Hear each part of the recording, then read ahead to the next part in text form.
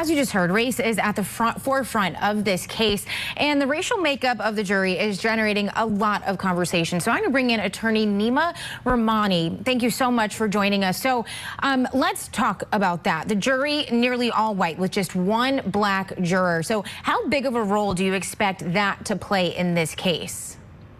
It's going to play a huge role in this case. This is a case about three men who hunted and gunned down an unarmed black man. So the fact that we only have one black juror, one person of color on this panel is very disappointing. And you can compare and contrast that to the George Floyd trial that was half the composition was people of color. So very disappointing, and it's something that's probably going to be a big benefit for the defense and really bad for the prosecution here. And you know, this is something that we knew would be difficult, to find an impartial jury. We knew that it was going to take a while. A couple weeks have gone by since that jury selection started.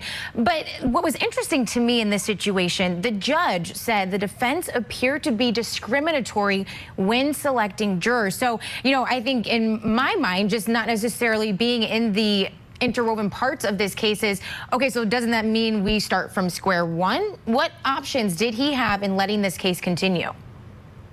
So under the seminal United States Supreme Court case of Batson, once a party is able to argue that the strikes of jurors are racially motivated, the burden shifts to the other side to articulate a race-neutral reason for the strike. So that's what the prosecution did here. They were clearly able to establish that the defense struck almost all of the black jurors from the panel, 11 out of the 12. Now, this is the part where I disagree with the judge. The judge agreed with the defense that they were able to articulate those race-neutral reasons. But the reasons the defense said was that these jurors supported Black Lives Matter and they were concerned about systemic racism in our criminal justice system. In my opinion, that is not a sufficient reason to strike a juror of color. But the judge agreed with the defense here, which is very disappointing. And Neama, if you can, I mean, what are some examples maybe of, you know, things that they may have said to the judge for them to, you know, come to this still one black juror?